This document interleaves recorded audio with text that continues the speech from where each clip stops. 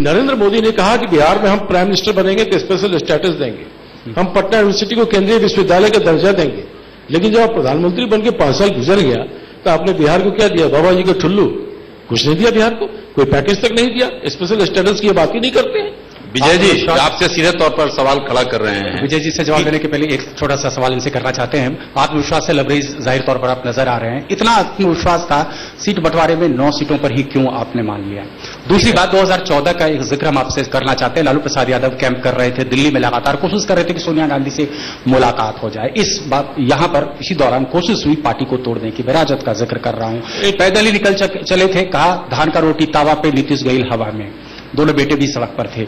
यानी कि कहीं ना कहीं कांग्रेस के मन में यह सस्पेंस था कि इसके साथ अलायंस किया जाए या नहीं किया जाए। इस बार भी ऐसी ही नौबत आई जिस वजह से अलायंस में इतनी देरी हुई, सीट बंटवारे के फॉर्मूला को लेकर के इतनी देरी हुई। सही या गलत? पिछला लोकसभा चुनाव में हम 12 सीट पर लड़े थे और हमारा गठबंधन सिर्फ राष्ट्रीय जनता दल के साथ। इस पर हमारे गठबंधन में 5 पार्टियां हैं। आरजेडी 27 सीट पर लड़ी थी, हम 12 पे लड़े थे। इस बार आरजेडी 18 पे लड़ रही है, हम 9 पे लड़ रहे हैं।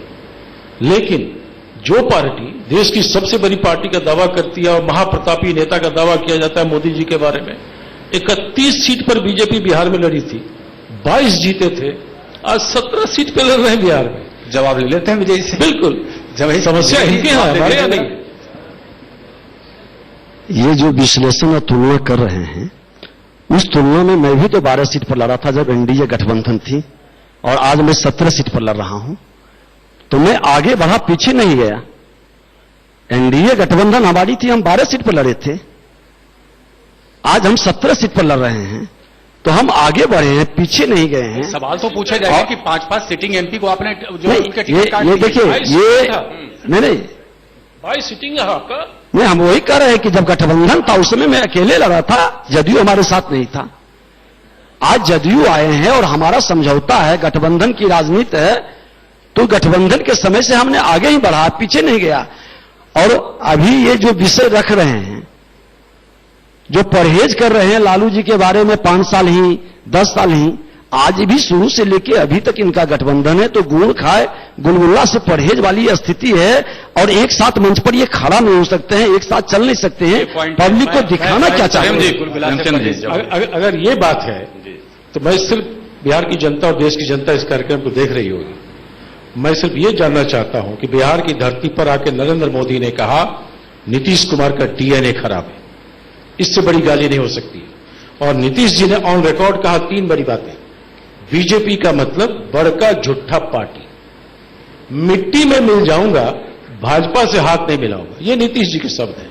मैं सिर्फ ये जानना चाहता हूं, ये दोनों जो फिर मिल गए, क्या नीतीश कुमार का डीएनए ठीक हो गया या बीजेपी बड़का झूठा पार्टी नहीं रही?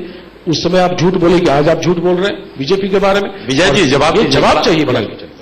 देखिए, ये जो हमने विषय रखा, उस विषय को डाइवर्ट करके के राजनीति में कौन क्या बोला, क्या इस सच को आप स्वीकार कर रहे हैं कि श्रीमान लालू प्रसाद यादव जी को आप जिस गति में लाए हैं, अगर जो जेल भी गए, केस भी हुआ, तमाम घटनाएं कांग्रेस के रीजन में हुआ, कांग्रेस के प्लानिंग के तहत, कांग्रेस अपने को स्थापित करने के लिए अपने सहयोगियों को किस तरह से नीचे गिराने का प्रयास किया। लेकिन भारतीय जनता पार्टी प्रधानमंत्री जी के विषय को आप किस संदर्भ में लेते हैं, उनकी भाषा को द्विअर्थीय, जो उनके सकारात्मक भाव को लेते हैं वो सकारात्मक भाव में सोचते हैं, जो नकारात्मक भाव लेते हैं वो नकारात्मक विश्लेषण करते हैं। और हमने अपने सहयोगियों को कभी मिटाने का प्रयास नहीं किया है और उसको इस गति में लाने का प्रयास तो मानेंगे कि अगर लोजपा आंखें नहीं तरीरती तो आप 6 सीटें देते नहीं। और भी समझौते मैंने ये बता दो कि हमारे शीर्षस्थ नेतृत्व हर सीट का सही विश्लेषण करके कौन कहां जीत सकता है, आधार सारा निश्चित कर करके, और हम सहयोगियों को साथ लेकर चलते हैं। आप पहले भी देखे हैं कि जब माननीय अटल बिहारी वाजपेयी जी के समय में 23 सहयोगी थे, सबका सम्मान, विपरीत ध्रुव के रहते हुए भी सबको सम्मान देते हुए वो पूरे 5 साल तक सरकार चलाए। हम जनता के पास जाएं, उसके पहले वाली बात का जवाब नहीं आया। आपसे समझना हम चाहते हैं कि 5-5 सीटें ये छोड़ देते हैं, आपको लगता है ये कॉम्प्रोमाइज फॉर्मूला जरूरी था, गैर जरूरी था? ये भारतीय जनता पार्टी का नीतीश कुमार के समक्ष नतमस्तक होना था। जेडीयू के शर्तों पर इन्होंने समझौता करी। 22 सिटिंग सीट था और 17 सीट पे चुनाव लड़ रहे हैं। ये कहीं न कहीं बीजेपी का जो एक आभा मंडल का दावा करते रहे ये लोग कि महाप्रतापी नेता मोदी जी, देश में इतनी बड़ी ताकत, 282 एमपी, पहली बार बहुमत में आए, तो फिर क्या मजबूरी थी कि आप नीतीश कुमार के शर्तों पर झुककर आपने एक क्षेत्रीय पार्टी से समझौता किया? लेकिन और अपनी ये बात तो आप पर भी लाजमी है कि 3 राज्यों में जीत दर्ज करने के बावजूद आज आप मार्जिनलाइज महसूस करते हैं या नहीं? आप पश्चिम बंगाल की स्थिति ले लीजिए, उत्तर प्रदेश की स्थिति ले लीजिए, और जो दयनीय स्थिति पार्टी की बिहार में है उसका जिक्र कर लेते हैं। तो कम बैक कैसे होगा? नेशनल पार्टी से धीरे धीरे आप मार्जिनलाइज होने चले गए। मैं ये जरूर स्वीकार करता हूं कि हमें 9 सीट से ज्यादा भी लड़ना चाहिए था। हमने कुछ प्रयास भी किए, लेकिन गठबंधन में जब 4-5 पार्टियां बैठती हैं तो सीटों को लेकर बंटवारे में कई तरह के कंपल्सन्स होते हैं। हम उसको स्वीकार करते हैं। हम कुछ महत्वपूर्ण सीटें नहीं लड़ पाए जहां हमारी कोशिश थी कि कांग्रेस पार्टी वहां चुनाव लड़े, हम इस चीज को स्वीकार करते हैं। लेकिन हमारा गठबंधन का स्वरूप फाइनल है, हम मैदान में हैं और हमारे गठबंधन के प्रति जनता का समर्थन भी मिल रहा है। और जो 3 सीटों, आपने 3 राज्य का उदाहरण दिया, ये तो एक बड़ा उदाहरण है कि राहुल गांधी जी के कांग्रेस अध्यक्ष बनने के पश्चात जो 3 राज्यों में चुनाव हुआ है, जहां भारतीय जनता पार्टी बरसों बरस से सत्ता में थी, हमने उनके हाथ से सत्ता छीनी है। उन राज्यों में जनता ने कांग्रेस को सत्ता में बैठाया है। ये एक पॉजिटिव साइन है और इसका असर आप लोकसभा चुनाव में देखेंगे। हम एक बेहतर प्रदर्शन करने जा रहे हैं।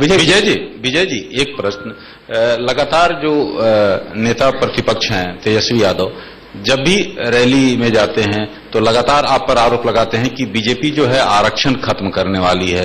ये क्यों? क्या इस पर क्या? देखिए, तेजस्वी यादव जी राजनीतिक अनुभव बहुत कम है। वो संविधान समाप्त करने की बात करते हैं। अब पता नहीं किस ज्ञान के तहत या कहां से वो ज्ञान प्राप्त किए हैं कि ये भारत जैसे लोकतांत्रिक देश के अंदर संविधान समाप्त करने की क्षमता किसी में है क्या? और संविधान के अंदर आरक्षण की व्यवस्था समाप्त कर सकता है कोई क्या?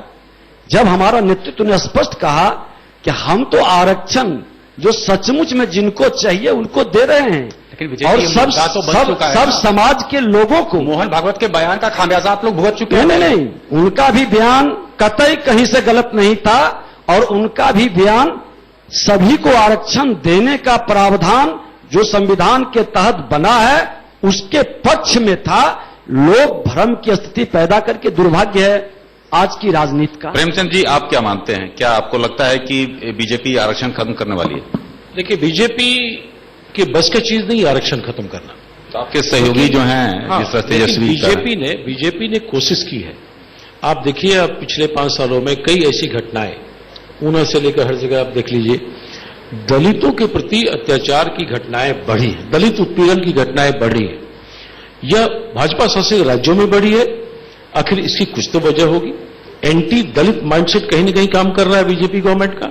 तो इस वजह से जो दलित समाज के लोग हैं, कहीं न कहीं दलित, आदिवासी, उनको ये फील हो रहा है कि ये पार्टी हमारे अधिकारों को हनन करना चाहती है।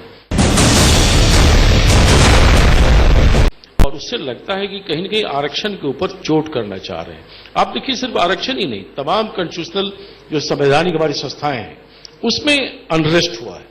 सुप्रीम कोर्ट के 4 सीनियर जज को प्रेस कॉन्फ्रेंस करना पड़ा। आप ईडी, सीबीआई, इनकम टैक्स, इन लोगों की हरकत देख लीजिए। जहां भी किसी को आलोचना करिए कि आपके खिलाफ लगा दिया जाता है, चल भाई जांच करो। लेकिन प्रेमचंद जी, जब कांग्रेस सत्ता में थी तो आप पर भी लगता था कि आप लगातार एजेंसियों का दुरुपयोग कर रहे हैं। बीजेपी के नेता आरोप लगाते थे।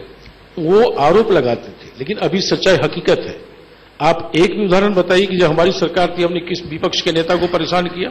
यहां तो अनेकों दर्जनों एग्जाम्पल हैं कि अगर आपने खिलाफ बोला तो आपके खिलाफ कार्रवाई हो जाएगी।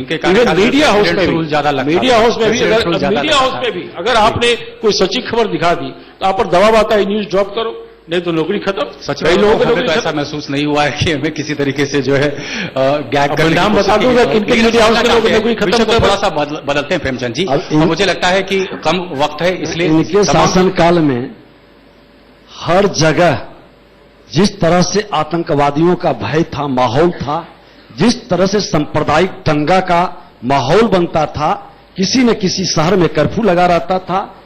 आज ये सारा वातावरण बदला है। और देखिए राजनीति सब लोग करते रहेंगे, लेकिन और सच को इसलिए स्वीकार आपने करना राष्ट्रीय चाहिए। सुरक्षा को मुद्दा बना दिया, चुनावी मुद्दा बना नहीं, दिया। सबको स्वीकार करना मेरा इस पर चाहिए कि प्रश्न है। आज राष्ट्र भयमुक्त है और राष्ट्र के नौजवान एक भयमुक्त राष्ट्र के प्रति समर्पित भाव से आशा भरी निगाहों से देख रहा है।